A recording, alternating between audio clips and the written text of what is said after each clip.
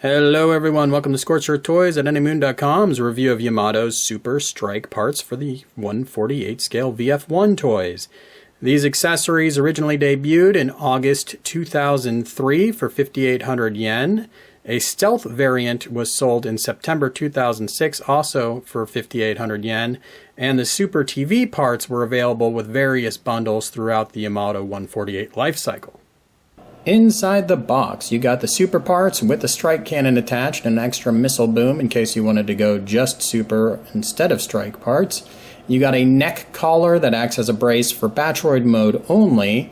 You also got 6 reaction missiles for the wings, a set of mini missiles on a sprue, stickers, and instructions.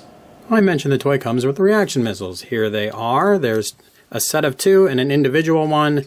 They are individual missiles.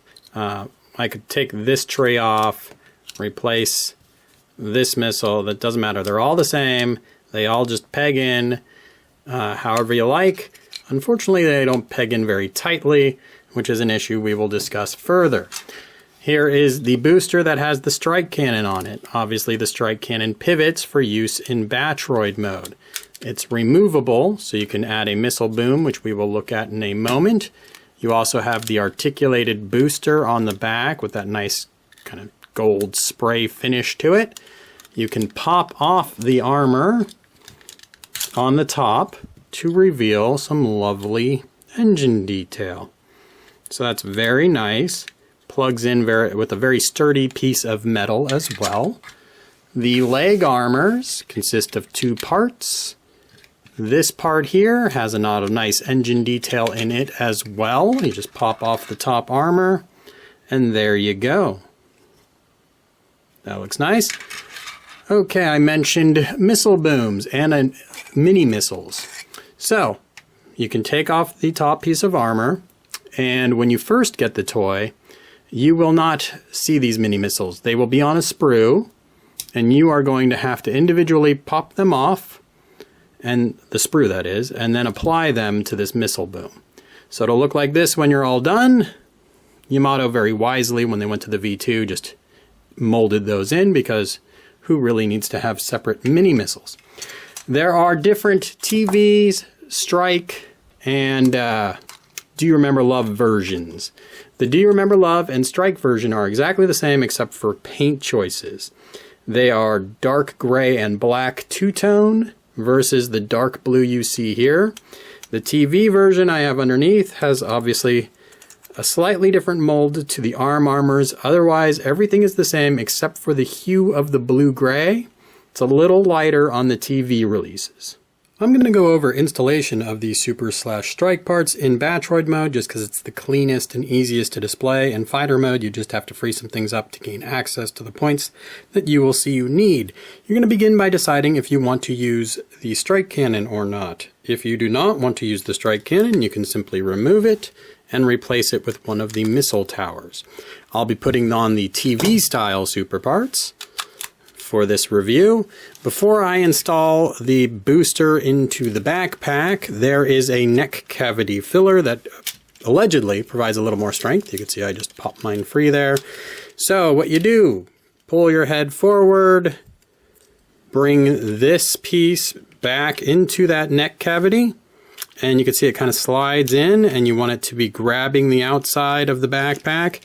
And theoretically, this is just going to lock everything together. Press down firmly. You're not going to get any sort of satisfying crack or anything, but you want to make sure that you've got it as deep as it will go, and you want to make sure that is clipped to the backpack. And then you're just going to take your booster and metal rods into slots, just like so. And there you go. That's all that's required for putting the boosters on. Go ahead and do the other one.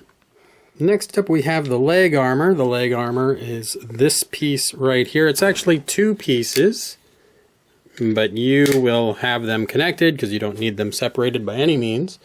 We're then going to turn the toy around. Now it's a little less stable now that we've got those big heavy boosters on it. You can see a fat slot, thin slot, fat peg, thin peg. The thin peg has a little bit of a hook to it, so just slide that one in and then push on the fat peg, and there you go. Leg armor is on. Go ahead and repeat. All right, only one piece left, and it's the easiest. You have the arm armor here.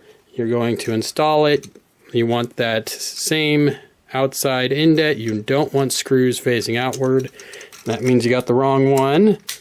Just pop it in like so.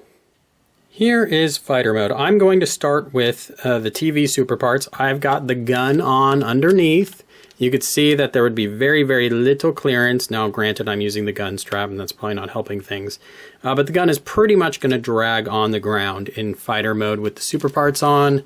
You might be able to get it up just off the ground, but it's going to be very close. One of the problems with the super parts is it sort of exacerbates the issue that the Yamato 148 already had with keeping those arms tucked in tightly in fighter mode. You add those arm armors and you bring the legs down, and it really doesn't help that out. But otherwise, you could see very impressive looking piece. Holds together decently well enough. The only thing that's going to give you a problem is going to be those reaction missiles. If I touch them, they will fall off. So obviously I wouldn't be transforming the toy with those on because they would just fall off on me. So here is the strike version of the toy. Here's another set of missiles falling off. More of the same, very good. You can't see any of that detail inside, obviously. If you wanted to, there were clear armor parts sold separately. I've got a video for those.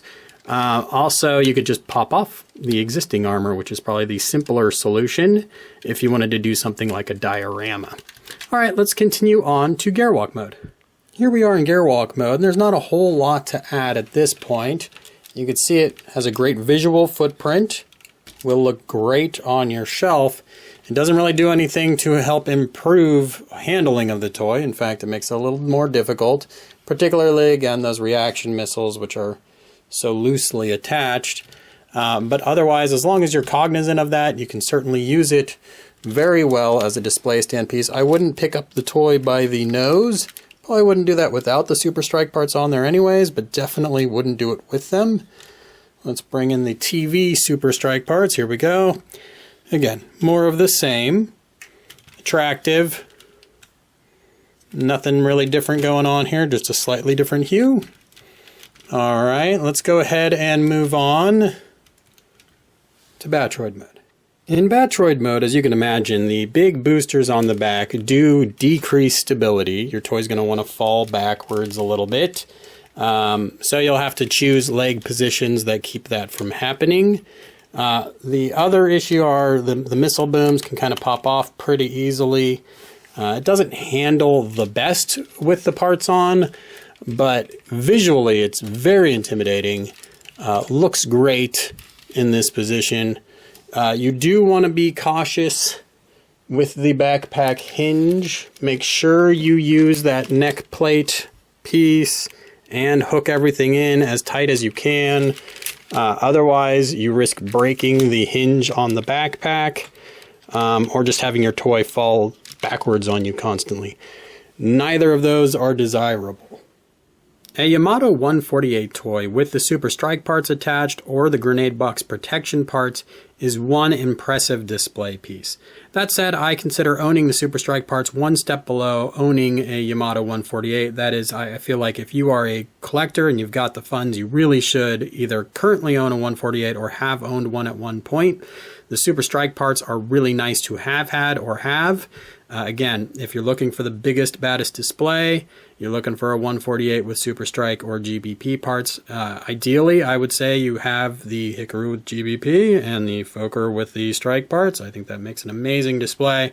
But overall, the Super Strike parts do have some issues. They fall off a little too easily. They add a little bit of weight to the toy that it doesn't necessarily seem like it can handle, especially if your 148 is getting a little old like my Fokker toy. It's just going to exacerbate the issues you're seeing with it. Definitely check out my full review of the Yamato 148 toys on anymoon.com, also my transformation guide. And as always, thanks for watching.